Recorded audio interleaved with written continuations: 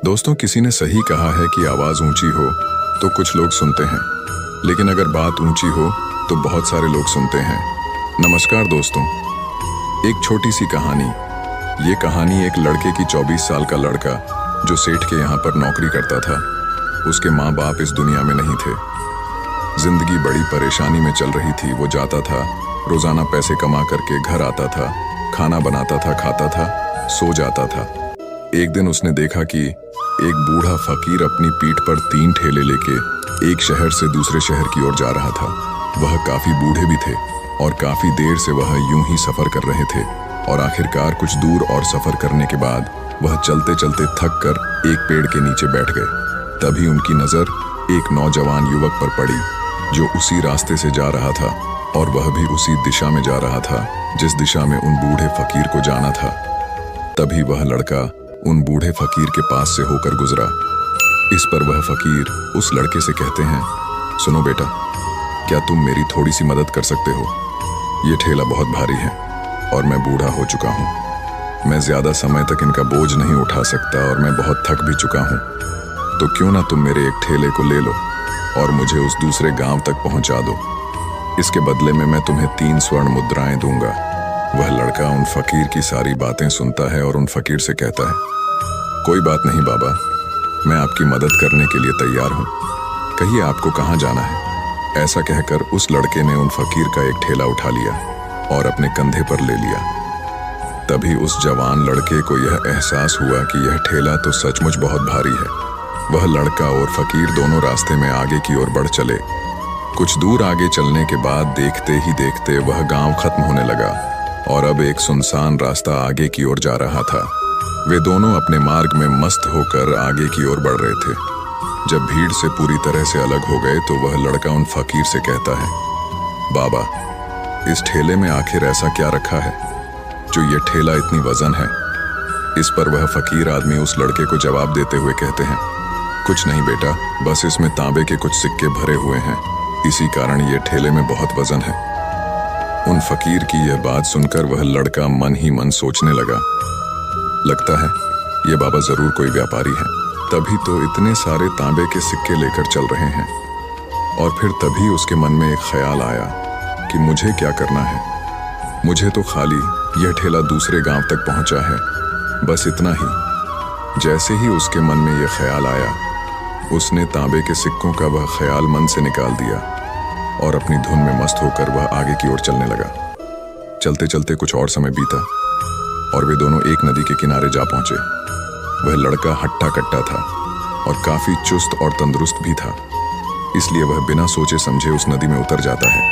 किंतु वह फकीर अब भी किनारे पर ही खड़े थे। इस पर वह लड़का उन फकीर से कहता है, क्या हुआ बाबा, चलिए आइए, हमें यह नदी पार करनी होगी, तभी तो हम उस गांव तक पहुंच पाएंगे। इस पर वह फकीर उस लड़के से कहते हैं, मैं जानता हूं बेटा कि हमें यह नदी पार करनी ही होगी, लेकिन जैसा कि तुम जानते हो मैं अब बूढ़ा हो चुका हूं और 2-2 ठेले लेकर मैं यह नदी पार नहीं कर सकता। कहीं मेरा पांव फिसल गया तो क्या होगा? क्या तुम मेरी एक और गठरी ले सकते हो? मैं तुम्हें इसके बदले भी 3 स्वर्ण मुद्राएं दूंगा। इस पर वह लड़का मुस्कुराते हुए उन फकीर से कहता है, बाबा, आप मुझे शर्मिंदा कर रहे हैं।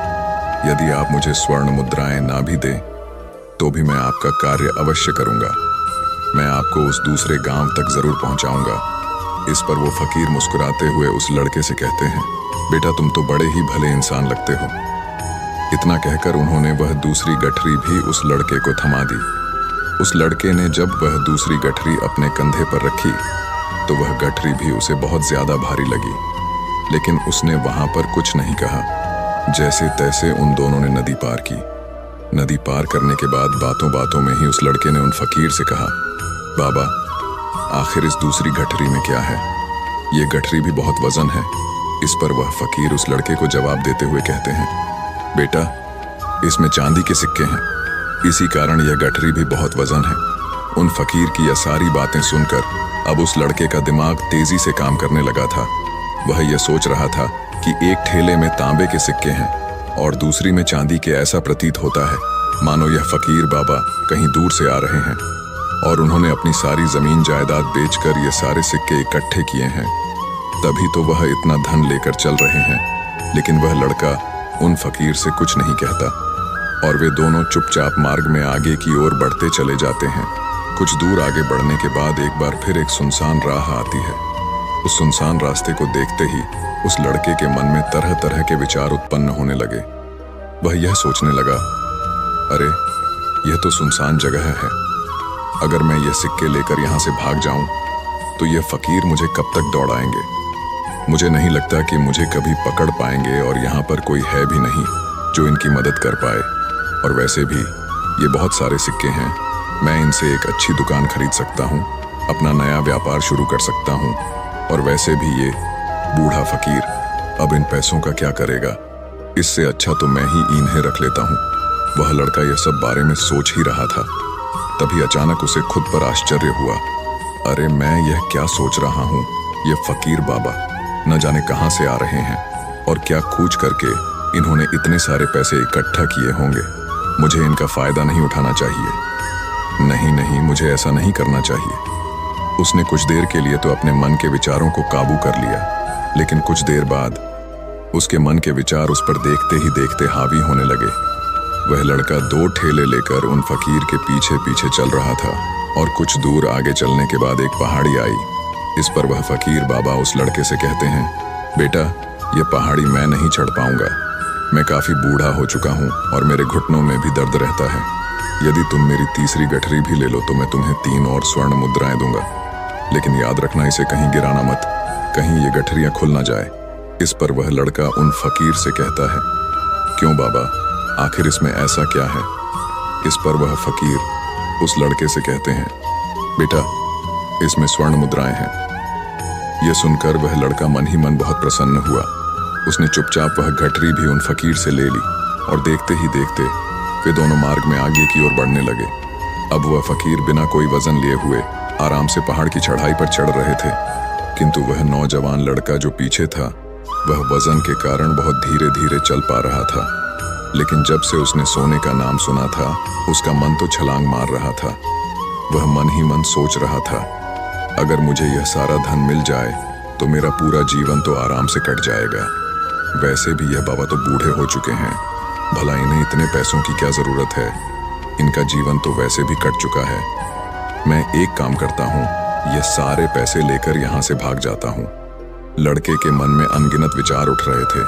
लड़के का मन अब उसकी बुद्धि पर पूरी तरह से हावी हो चुका था और उस लड़के का मन अपनी बात को सही साबित करने के लिए उससे कुछ भी कह रहा था। और तभी उस लड़के के मन में एक और विचार उत्पन्न हुआ और अब की बार वह लड़का यह सोच रहा था, लगता है यह फकीर बाबा कोई चोर है, वरना इनके पास इतनी सारे स्वर्ण मुद्राएं कहाँ से आएंगे। अगर ये कोई व्यापारी होते तो भला ये इस तरह से पैदल यात्रा तो नहीं करते, और अगर इनके पास इतने सारे पैसे थे तो ये कोई ना कोई साधन भी तो अवश्य कर सकते थे। लगता है ये कोई चोर है और चोर से चोरी करने में भला क्या बुराई है। ये सोचता हुआ वह लड़का अब उन फकीर से तेजी से आगे की ओर बढ़ रहा था और देखते देखते वह फकीर से आगे भी निकल चुका था। और वह यह सोच रहा था कि जैसे ही इस पहाड़ की ढलान आएगी मैं तीनों गठरियां लेकर भाग जाऊंगा। इससे ये सारे पैसे मेरे हो जाएंगे और मेरी गरीबी भी हमेशा हमेशा के लिए दूर हो जाएगी। मैं जो चाहूंगा मैं वो कर पाऊंगा, मेरे पास बहुत सारा धन होगा। और देखते देखते वह दोनों पहाड़ की चोटी पर पहुंच गए और अब ढलान का रास्ता शुरू होने वाला था। तभी वह लड़का उन फकीर से नजरें बचाकर वह तीनों गठरियां लेकर भागता हुआ आगे बढ़ गया। अब उसे अपना शरीर बहुत हल्का महसूस हो रहा था, मानो उसे उन तीनों ठेलों का वजन तक न मालूम पड़ रहा हो। काफी दूर दौड़ते दौड़ते किसी तरह से वह अपने आप को बचते बचाते अपने घर पहुंचा। उसकी खुशी का कोई ठिकाना नहीं था। उसने सोचा, क्यों ना मैं जल्दी जल्दी इन गठरियां में से वो सारे पैसे निकाल लूं। यह सोचकर जब उसने गठरियां खोली तो पहली गठरी में उसे लोहे से जंग भरे हुए सिक्के मिले। यह देखकर उसे यकीन नहीं हुआ। इस पर उसने फटाफट दूसरी गठरी भी खोल डाली, उसमें भी उसे लोहे के जंग लगे हुए सिक्के ही निकले। यह सब देखकर वह लड़का बड़ा हैरान था। आखिर यह सब क्या हो रहा है? उन फकीर ने तो मुझसे और ही कुछ कहा था।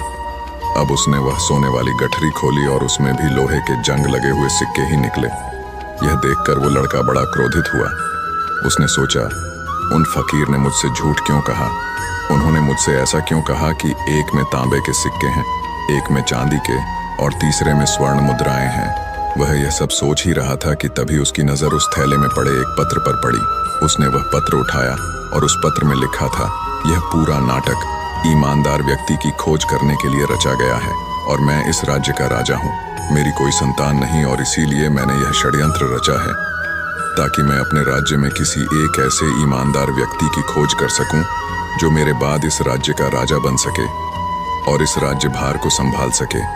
और इस राज्य का भार वही संभाल सकता है जो पूरी तरह से ईमानदार हो, जिसके मन में किसी प्रकार का कोई लालच ना हो। इतना पढ़ते ही वह लड़का जोर जोर से चिल्लाने लगा। वह सर पकड़कर बैठ गया। वो यह जानता था कि यदि वह अपने मन के विचारों पर काबू कर लेता तो उसका जीवन संवर सकता है, लेकिन वह अपने मन के विचारों पर काबू नहीं कर पाया। दोस्तों, महात्मा बुद्ध कहते हैं कि मन ही सब कुछ है। आप जो सोचते हैं वही बनते हैं। इसलिए आपका सबसे बड़ा दुश्मन भी आपको उतना नुकसान नहीं पहुंचा सकता जितना कि आपके मन के यह अनियंत्रित विचार पहुंचा सकते हैं। महात्मा बुद्ध कहते हैं, अपने भीतर ध्यान से देखो। हमारे भीतर जो विचार चल रहे हैं वही विचार शब्द बनते हैं और शब्द कर्म के रूप में प्रकट होते हैं। बार बार दोहराने पर कर्म बर्ताव में बदलता है और धीरे धीरे समय के साथ बर्ताव चरित्र में परिवर्तित हो जाता है और यही चरित्र हमारे भाग्य का निर्माण भी करता है। इसलिए हमें हमेशा अपने विचारों के प्रति सजग होना बहुत आवश्यक है। हमें जागरूक होना बहुत आवश्यक है। हमें यह जानना जरूरी है कि हमारे मन में किस प्रकार के विचार आ रहे हैं। आगे महात्मा बुद्ध कहते हैं कि कमजोरी हमेशा छोटे विचार से शुरू होती है। यह एक बीज के रूप में होती है और यदि इस बीज को नष्ट न किया जाए तो यह छोटा सा विचार बहुत जल्द ही एक विशाल वृक्ष का रूप ले लेता है और हमारी बुद्धि की सोचने और समझने की क्षमता को पूरी तरह से नष्ट कर देता है। जिस प्रकार आपने इस कहानी में देखा किस प्रकार उस जवान लड़के का मन उस पर हावी हो चुका था और उसकी सही और गलत सोचने की क्षमता पूरी तरह से नष्ट हो चुकी थी, जिस कारण वह यह समझ नहीं पाया कि उसे क्या करना चाहिए और उसके लालच ने उसके भीतर इतनी ऊर्जा भर दी कि वह तीनों ठेले उठाकर इतनी तेजी से वहां से भागता आगे भी बढ़ गया। इसीलिए जब आपके मन में पहली बार कोई गलत विचार उत्पन्न हो तभी उसे जड़ से उखाड़ देना चाहिए, अन्यथा वह विशाल वृक्ष का रूप लेगा और आपको किसी न किसी गलत राह पर वह ढकेल ही देगा। आप चाहकर भी उसे रोक नहीं पाएंगे। लेकिन अब आपके मन में यह प्रश्न उठ रहा होगा कि हम भला अपने मन के विचारों को कैसे नियंत्रित करें। हमारा मन तो इतना चंचल है, वह इतना शक्तिशाली है कि वह हम पर हावी हो ही जाता है। हम चाहकर भी उस पर नियंत्रण नहीं कर पाते। इसका जवाब में महात्मा बुद्ध हमें दो बातें समझाते हैं। पहली बात, सही इरादा विकसित करो। कई बार आपने देखा होगा कि आपके मन में कुछ और होता है किंतु आप कहते कुछ और है, क्योंकि आपके मन के भीतर जो कुछ बसा है वही आपके मुख से बाहर भी निकल रहा है। लेकिन जब हमसे वह गलती हो जाती है तो उसके बाद हमारा मस्तिष्क अच्छी तरह से काम करना शुरू कर देता है। हमारे सोचने और समझने की क्षमता एक बार फिर से जागृत हो जाती है और ऐसी अवस्था में हमें यह एहसास होता है कि हमसे गलती हो गई है और फिर हमारा मन दुखी हो जाता है। हमारा मन अफसोस से भर जाता है और इस भारीपन और दुख से बचने के लिए महात्मा बुद्ध हमें सही इरादा विकसित करने के लिए कहते हैं। इसके लिए जब भी आप कोई कार्य करने जा रहे हो तो सबसे पहले आपको यह खुद से पूछना चाहिए कि जो कुछ भी मैं करने जा रहा हूँ इसके पीछे मेरा इरादा क्या है। क्या मैं दूसरों को दुख पहुँचाना चाहता हूँ या दूसरों को नीचा दिखाने जा रहा हूँ या मुझे खुद को ऊपर उठाना है। खुद से सवाल कीजिए, खुद को जागृत कीजिए। जब आप इरादों के प्रति सचेत होने लगेंगे, जब आप विचारों के प्रति सजग होने लगेंगे, तभी आपके भीतर सकारात्मक ऊर्जा का प्रवाह होगा। तभी आप सकारात्मक इरादों से जुड़ने लगेंगे और आपके मन के भीतर बसी हुई वह नकारात्मक ऊर्जा और नकारात्मक इरादे दिन ब दिन कम होने लगेंगे। परंतु याद रहे, आपको यह हर रोज करना होगा और आपको यह हमेशा ध्यान रखना होगा कि आपको केवल अच्छा सोचना है। आपके इरादे हमेशा अच्छे होने चाहिए, तभी आप दुख और तकलीफों से बच सकते हैं। अन्यथा आप इसी तरह से दुख और तकलीफों में घिरे ही रहेंगे और आप कभी इससे निकल नहीं पाएंगे। दूसरी बात, मन के प्रति सजगता विकसित करो, जिससे आपका मन देखते देखते शांत होगा और आपके मन के भीतर बसी हुई वह नकारात्मक ऊर्जा, नकारात्मक विचार खत्म होने लगेंगे और आप शांति की ओर आगे बढ़ेंगे। और आपको इसके लिए बस इतना ही करना है कि इस पल में जो कुछ भी हो रहा है, आपकी आंखों के सामने आपके भीतर जो कुछ भी जैसा भी चल रहा है, बस उसे देखते रहना है। अपने मन के अच्छे बुरे विचार, अपनी भावनाएं और अपनी यादों पर बिना प्रतिक्रिया दिए उन्हें केवल देखते रहना है, जिससे आपके मन के सारे विचार देखते ही देखते खत्म होने लगेंगे। आपका मन खाली होने लगेगा और आप नकारात्मक विचारों से न सोच से बच सकते हैं और आप इन दुख और तकलीफों से भी दूर रह सकते हैं। इसीलिए महात्मा बुद्ध कहते हैं, जो स्वयं को देखता है वही सबसे बड़ा तपस्वी है। अर्थात जो अपने मन में चल रहे उन विचारों को बिना प्रतिक्रिया दिए हुए केवल देखता है और उन पर कोई भी प्रतिक्रिया नहीं करता, बस उन्हें देखता और समझता है। वास्तविकता में वही मन पर नियंत्रण भी कर सकता है और वही अपना जीवन सुखी और खुशहाली तौर पर जी सकता है। इसलिए यदि आप भी अपने जीवन को सुखी और खुशहाल बनाना चाहते हैं, तो आपको सबसे पहले अपने मन पर नियंत्रण साधना ही होगा। अपने मन को खाली करना ही होगा। अपने मन के विचारों के प्रति आपको सजग होना ही होगा। दोस्तों, उम्मीद है कि आपने आज की इस वीडियो से जरूर कुछ ना कुछ सीखा होगा। अगर आपको ये कहानी अच्छी लगी हो तो इस वीडियो को लाइक करें और हमारे चैनल मोटिवेशन बुद्धा को सब्सक्राइब करें। हम मिलते हैं अगली वीडियो में। धन्यवाद।